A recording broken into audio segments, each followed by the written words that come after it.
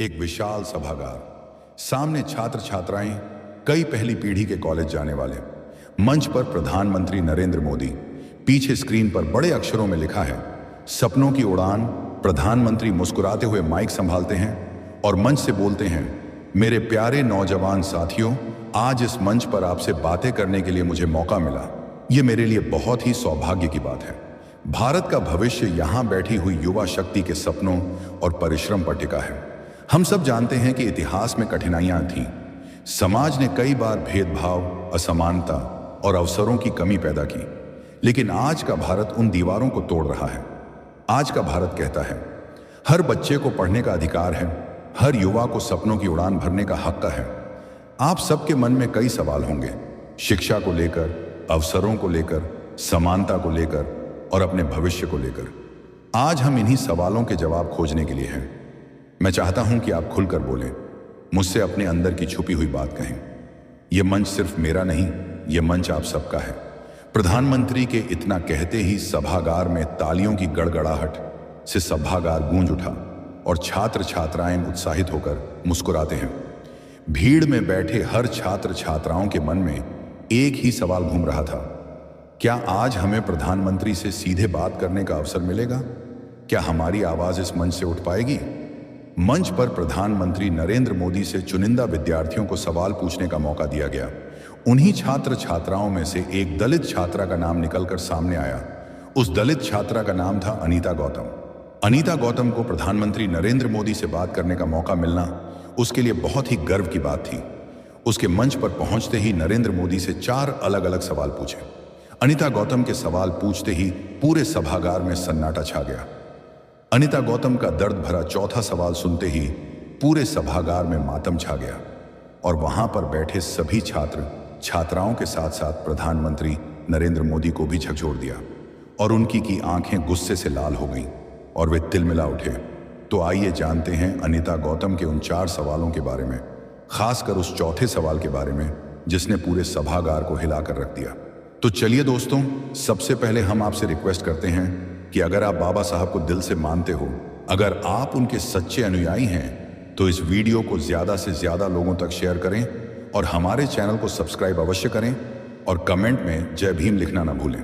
तो आइए शुरू करते हैं। जब उस दलित लड़की अनीता गौतम ने प्रधानमंत्री नरेंद्र मोदी से अपना पहला सवाल किया, माननीय प्रधानमंत्री जी, हम गांव से आते हैं, घर की आर्थिक स्थिति मजबूत नहीं है। कई बार लगता है कि सपने तो बहुत बड़े हैं, लेकिन रास्ता कठिन है। क्या सच में हम जैसे साधारण परिवार के दलित युवा भी बड़े सपने देख सकते हैं? क्या हमें उड़ने की आज़ादी मिलेगी? इतना कहते हैं पूरे सभागार में सन्नाटा छा गया। हजारों युवाओं के बीच अकेले मंच पर खड़ी थी अनीता गौतम, मात्र 16-16 साल की, लेकिन उसके मन में सवालों का ऐसी झड़ी कि उनके आगे बड़े बड़े दिग्गजों की सांसें रुक जाएं। उसके चेहरे पर मासूमियत थी, लेकिन आंखों में सवालों की ऐसी आग कि बड़े बड़े दिग्गजों की सांसें थम जाएं। उसकी आवाज में न डर था, घबराहट, बस एक साफ और तीखा सवाल जो सीधे मंच पर बैठे प्रधानमंत्री नरेंद्र मोदी तक जा पहुंचा। सवाल इतना गहरा था कि सभागार में बैठे लोग एक दूसरे की ओर देखने लगे। कुछ ने सांस रोककर इंतजार किया कि अब जवाब में क्या आएगा। प्रधानमंत्री नरेंद्र मोदी ने माइक को हाथ में लेते हैं शांत स्वर में, लेकिन दृढ़ मुस्कान के साथ अनीता की ओर देखा। उन्होंने गहरी सांस ली और धीरे धीरे लेकिन स्पष्ट आवाज में बोलना शुरू किया। बेटी अनीता, तुम्हारा सवाल लाखों युवाओं का सवाल है। मैं साफ कहना चाहता हूं, सपने किसी जाति, धर्म या आर्थिक स्थिति से बंधे नहीं होते।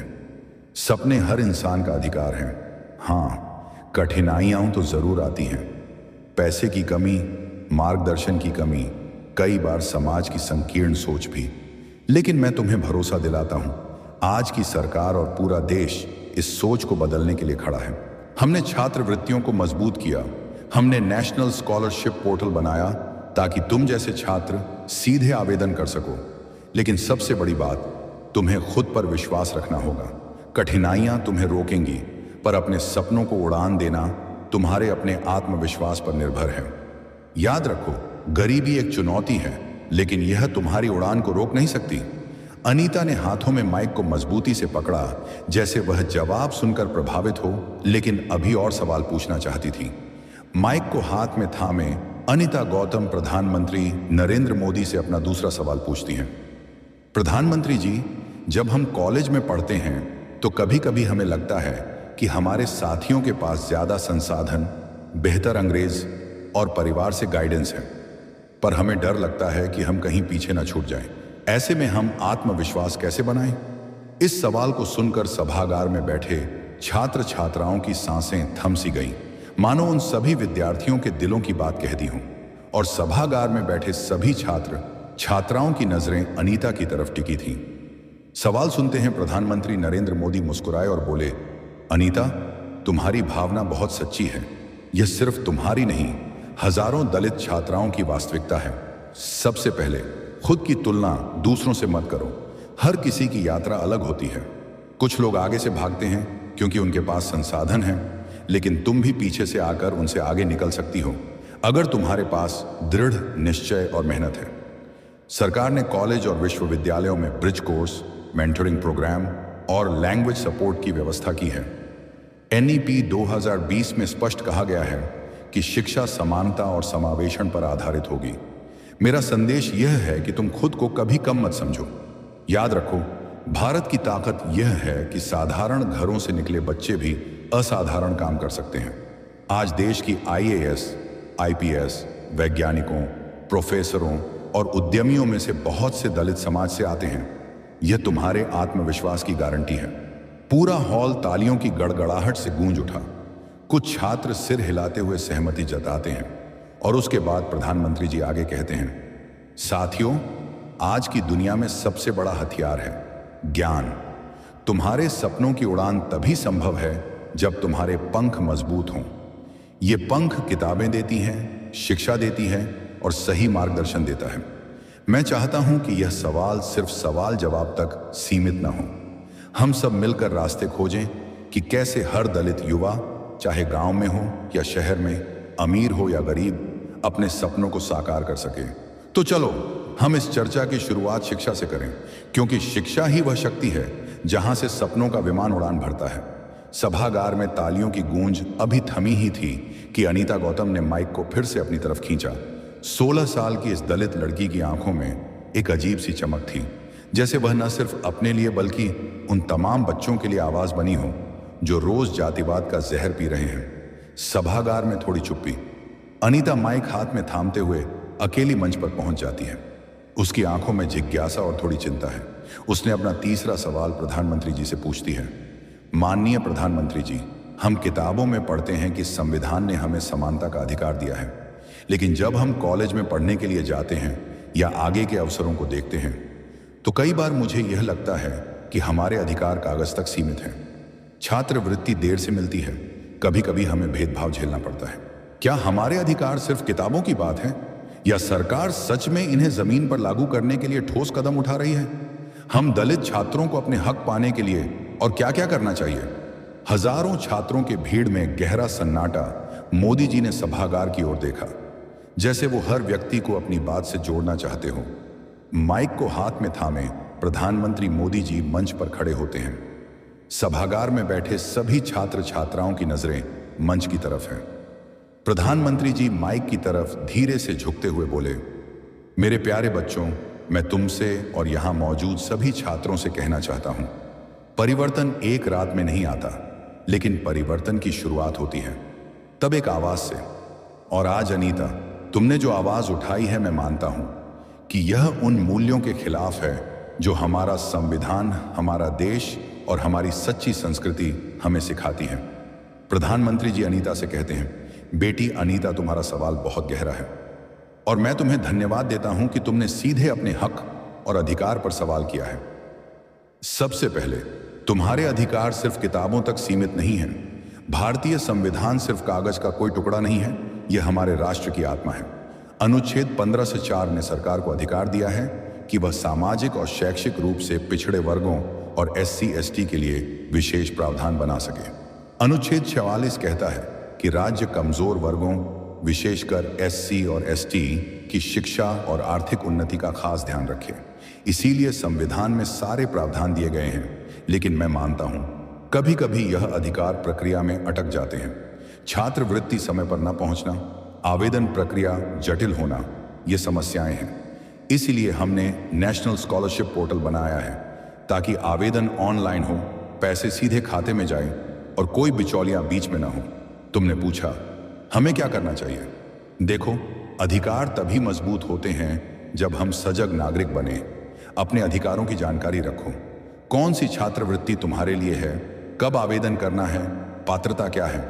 कई बार छात्र जानकारी के अभाव में अवसर खो देते हैं। संस्थान से सवाल करो।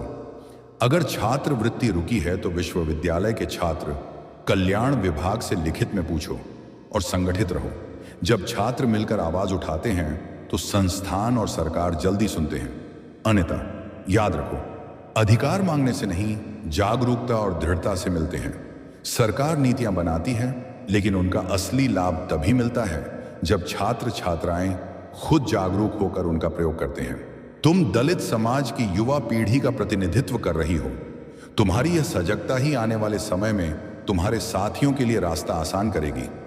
मैं तुम्हें और सभी युवाओं को कहना चाहता हूं, सपने देखने का हक तुम्हारा है, अवसर पाना तुम्हारा अधिकार है और उन अवसरों का सही इस्तेमाल करना तुम्हारा कर्तव्य है। जोरदार तालियों की गड़गड़ाहट से पूरा सभागार गूंज उठा। सभागार में एक हल्की चुप्पी छा जाती है। अनीता गौतम, उम्र 16 साल की वह दलित लड़की जिसके 3 सवाल पहले ही सभागार में गूंज रहे थे। दलित छात्रा अनीता गौतम ने अपना चौथा और अंतिम आग उगलता हुआ सबसे गंभीर सवाल पूछा। उस दलित छात्रा अनीता के चेहरे पर वही मासूमियत, एक अलग चमकता हुआ चेहरा, लेकिन साथ ही एक गहरी जिज्ञासा और समाज की गलत धारणाओं को चुनौती देने का साहस भी। उसने माइक को हाथों से कस के थामे हुए मंच पर बैठे प्रधानमंत्री नरेंद्र मोदी की ओर देखा और कहा, प्रधानमंत्री जी, मैं गांव की पहली लड़की हूं जिसने स्नातक की डिग्री ली है। मेरे माता पिता ने खेत बेचकर मेरी पढ़ाई कराई। डिग्री लेने के बाद मैंने दर्जनों जगह नौकरी के लिए आवेदन किया, लेकिन या तो कहते हैं तुम्हारा रिज्यूमे बाद में देखेंगे, या फिर पीछे से सुनाई देता है, ये तो आरक्षण से पढ़कर आई है, ये क्या काम करेगी। कभी कभी तो लोग जाति सूचक गालियां तक देते हैं। प्रधानमंत्री जी बताइए, ऐसी स्थिति में मैं क्या करूं। हम पढ़ने आते हैं तो लगता है कि अब सब ठीक हो गया है, लेकिन कभी कभी कॉलेज या हॉस्टल में लोग हमें नाम से पुकार कर हंसते हैं या फिर कहते हैं कि तुम तो आरक्षण से आई हो। हमारे मन में गुस्सा भी आता है और निराशा भी। अब सवाल ये है, अगर संविधान ने समानता दी है तो हमें आज भी यह असमानता क्यों झेलनी पड़ती है, और हम इस स्थिति से बाहर कैसे निकलें। हम पढ़ लिख कर भी दर दर भटकें, अपमान सहें, तो हमारी पढ़ाई का क्या अर्थ। क्या हमारे सपने सिर्फ सपने ही रह जाएंगे। इतना कहते ही सभागार में फिर से वही खामोशी, गहरा सन्नाटा। विद्यार्थी एक दूसरे की तरफ देखकर फुसफुसाने लगे और धीरे से कहते हैं, हाँ अनीता, बहुत ही सही सवाल किया है। अनीता के इस सवाल को सुनकर पूरे सभागार में सन्नाटा छा गया और वहां बैठे विद्यार्थी एक दूसरे की तरफ देखने लगे। अनीता के इस आखिरी सवाल ने प्रधानमंत्री नरेंद्र मोदी को अंदर से झकझोर डाला और सवाल सुनते ही उनकी आंखें गुस्से से लाल हो गईं और वह तिलमिला उठे। लेकिन कुछ सेकंड रुककर फिर गहरी सांस ली और बोले, यह सिर्फ एक लड़की का सवाल नहीं है, यह एक गहरा दर्द है। यह समाज की कड़वी सच्चाई है जो पूरे समाज को खोखला कर रही है। उन्होंने बोलना शुरू किया, लेकिन उनकी आवाज में एक गहरी नाराजगी थी जो साफ तौर पर उन लोगों के लिए थी जिन्होंने ऐसे दुखद शब्द बोलते हैं। उन्होंने कहा, अनीता, तुमने जो सवाल पूछा है वह बहुत गंभीर है, लेकिन मैं सबसे पहले यह स्पष्ट करना चाहता हूं कि मैं तुमसे बिल्कुल भी नाराज नहीं हूं। तुमने जो सवाल पूछा वो एक बच्चे की मासूम जिज्ञासा है, और मैं तुम्हारी हिम्मत की दाद देता हूं कि तुमने इतने बड़े मंच पर और हजारों युवाओं की भीड़ में तुमने यह सवाल उठाया। लेकिन मेरे अंदर क्रोध तो बहुत है, लेकिन उन लोगों पर जिन्होंने ऐसी घिनौनी हरकत की है, जिन्होंने जातिवाद फैलाने का काम किया है और हमारे देश की एकता को तोड़ने की कोशिश करते रहे हैं। सभागार में बैठे युवाओं ने गहरी सांस ली, मानो उनके गुस्से को महसूस कर रहे हों। मोदी जी ने अपनी आवाज को अंदर से तीखा और ऊपर से भावुक स्वर में अनीता से कहते हैं, बेटी अनीता, तुम्हारा सवाल सुनकर मेरा दिल भारी हो गया। मैं जानता हूं कितनी तकलीफ होती है जब कोई तुम्हारी मेहनत, तुम्हारी लगन को न देखकर सिर्फ तुम्हारे जन्म या जाति को देखकर तुम्हारा मूल्यांकन करता है। मैं स्पष्ट कहना चाहता हूं, भेदभाव चाहे किसी भी रूप में हो, भारतीय संविधान और भारतीय संस्कृति दोनों के खिलाफ है। अनीता, तुम्हारे सवाल में मुझे मेरे बचपन की याद आ गई। मैं भी छोटे गांव से हूं, आर्थिक रूप से सीमित परिवार से। समाज में कई बार लोग हमें कमजोर समझते थे, लेकिन मैंने एक बात सीखी, दूसरे तुम्हें कम आंखें, यह उनके सोच की गलती है। लेकिन अगर तुम खुद को कम आंकोगे तो यह तुम्हारी हार होगी। तुम्हें अपने आत्मविश्वास को ढाल बनाना होगा। लोग चाहे कुछ भी कहें, तुम्हें यह मानना होगा कि मेरी मेहनत मेरी पहचान है, न कि मेरी जात ही। अगर कभी कोई छात्र छात्रा भेदभाव झेले तो उसे चुप नहीं सहना चाहिए, उसके खिलाफ आवाज उठानी चाहिए और उस शिकायत को दर्ज कराना चाहिए, ताकि संस्था और सरकार सख्ती से कार्रवाई कर सके। यह सिर्फ व्यक्तिगत मामला नहीं है, यह हमारे समाज की आत्मा का प्रश्न है। मेरे प्यारे साथियों, आज भी जब कोई युवा भेदभाव का सामना करता है तो यह हम सबकी हार है। लेकिन मैं चाहता हूं कि आप इस हार को अपनी ताकत बनाओ। जब कोई कहे तुम आरक्षण से आए हो तो तुम मुस्कुराकर कहो, हां मैं आया हूं क्योंकि यह संविधान ने मुझे अधिकार दिया है। लेकिन मेरी मेहनत, मेरी लगन मुझे वहां टिकाए रखेगी। याद रखो, आरक्षण तुम्हें दरवाजे तक लाता है, लेकिन उस दरवाजे के भीतर टिके रहना तुम्हारी मेहनत तय करती है। आज हमारे देश में सैकड़ों ऐसे अधिकारी, वैज्ञानिक, प्रोफेसर और उद्यमी हैं जो इसी समाज से निकले हैं। सोचो, अगर उन्होंने समाज की बातों पर ध्यान दिया होता तो शायद कभी आगे नहीं बढ़ पाते, लेकिन उन्होंने समाज को अपने काम से जवाब दिया। यही तुम्हारा रास्ता है, समाज की नकारात्मकता को अपनी ऊर्जा में बदलने का। जहां कोई कहे कि तुम नहीं कर सकते, वहीं तुम्हें सबसे ज्यादा करना है। मैं चाहता हूं कि तुम और तुम्हारे जैसे हजारों छात्र यह वादा करो कि तुम भेदभाव का सामना चुपचाप नहीं करोगे। तुम अपने हक के लिए सजग रहोगे और अपनी मेहनत से इस सोच को तोड़ दोगे। याद रखो, तुम्हारी उड़ान सिर्फ तुम्हारी नहीं है, बल्कि यह पूरे समाज और आने वाली पीढ़ियों की उड़ान है। जब एक दलित छात्र सफल होता है तो वह सिर्फ अपना नहीं, बल्कि पूरे भारत का माथा ऊंचा करता है। पूरा सभागार तालियों की गड़गड़ाहट से गूंज उठता है। कई छात्रों की आंखें नम हो जाती हैं। प्रधानमंत्री मंच पर खड़े होकर हाथ हिलाते हैं। सभागार में एक पल के लिए माहौल गंभीर हो जाता है। अनीता एक बार फिर से कांपती आवाज में माइक उठाती है। उसकी आंखों में आंसू हैं, लेकिन साहस भी है। उसने कांपते स्वर में बोली, प्रधानमंत्री जी, क्या हमारा यही कसूर है कि हमने छोटी जाति में जन्म लिया? लोग मुझे, मेरे जाति को देखकर मुझे गाली देते हैं। मेरी जाति के साथ दुर्व्यवहार किया जाता है, उन्हें अपमानित किया जाता है। क्या यही है आपका समता और समानता और भाईचारे का समाज? आप अगर विदेश में जाते हैं तो कहते हैं, मैं बुद्ध की धरती से आया हूं, मैं उस देश से आया हूं जहां एक दलित को पानी पीने, नल छूने का अधिकार नहीं था, उसे क्लास में बैठकर पढ़ने का अधिकार नहीं था। आज वही भारत का संविधान निर्माता है। लेकिन अफसोस है कि इन महापुरुषों के संघर्षों के बाद भी जातिवाद अपने चरम सीमा पर है। क्या दलितों को जीने का कोई अधिकार नहीं है? सभागार में गहरा सन्नाटा और सभी छात्रों के आंखों में आंसू। उस नन्ही 16 साल की लड़की के सवाल सभागार में बैठे छात्रों के साथ साथ प्रधानमंत्री नरेंद्र मोदी को झकझोर डाला। मानो अनीता के सवाल ने उनकी सांसें रोक दी हों। कुछ पल ठहरते हुए और माइक की तरफ बढ़ते हुए अनीता से, अनीता, तुम्हारी बात सुनकर मेरा हृदय बहुत व्याकुल हो गया। मैं तुम्हें बताना चाहता हूं, तुम्हारा दर्द केवल तुम्हारा नहीं है, ये उन लाखों परिवारों का दर्द है जो उम्मीद और विश्वास के साथ अपनी बेटियों और बेटों को पढ़ाते हैं। तुम्हारे पिता ने खेत बेचा, मां ने कष्ट सहा और तुमने परिश्रम से पढ़ाई की। यह बलिदान व्यर्थ नहीं जा सकता। यह सच है कि कई बार हमारे समाज में आज भी पुरानी सोच और जातिवादी मानसिकता जहर की तरह जिंदा है। लेकिन मैं तुमसे कहना चाहता हूं, जब एक दलित छात्र सफल होता है तो वह केवल अपने परिवार का नाम रोशन नहीं करता, बल्कि पूरे भारत को ऊंचा उठाता है। आप में से हर कोई एक कहानी बन सकता है, एक ऐसी कहानी जिसे आने वाली पीढ़ियां पढ़ेंगी और गर्व करेंगी। इसलिए मैं आप सबसे कहना चाहता हूं, अपनी पीड़ा को अपनी ताकत बनाओ, अपमान को अपनी उड़ान का ईंधन बनाओ और सपनों को केवल सपना मत रहने दो, उन्हें साकार करो। आप सबको एक छोटा सा मंत्र देता हूं। तुम अपने आप पर गर्व करो कि तुम मेहनती हो। तुम गर्व करो कि तुम सपने देखने वाले हो, और सबसे ज्यादा गर्व करो कि तुम इस देश की बदलती तस्वीर के निर्माता हो। आज मैं यहां आप सबसे वादा करता हूं, तुम्हारी उड़ान में देश का प्रधानमंत्री भी तुम्हारा साथी है। तुम्हारे सपने अब भारत के सपने हैं। सभागार में जोरदार तालियां गूंजती हैं। कई छात्र छात्राएं खड़े होकर उत्साह से प्रधानमंत्री का अभिवादन करते हैं। कई चेहरों पर अब दर्द की जगह चमक और आत्मविश्वास लौट आता है। सभागार में सब शांति से बैठे हैं। प्रधानमंत्री मंच पर खड़े होकर गहरी सांस लेते हैं। उनकी आंखों में अपनापन और स्वर में करुणा है। उन्होंने अपनापन दिखाते हुए बोले, मेरे प्यारे बेटों और बेटियों, आज पूरे दिन हमने मिलकर बहुत सारी बातें की, सपनों की, संघर्षों की, अपमान और उम्मीदों की। आपकी बातें सुनकर मेरा दिल भारी हो गया। कभी कभी मैं सोचता हूं, आपके आंसू, आपके दर्द को देखकर अगर मेरा मन इतना व्याकुल हो सकता है, तो फिर आप और आपके माता पिता यह सब झेलकर कितनी पीड़ा महसूस करते होंगे।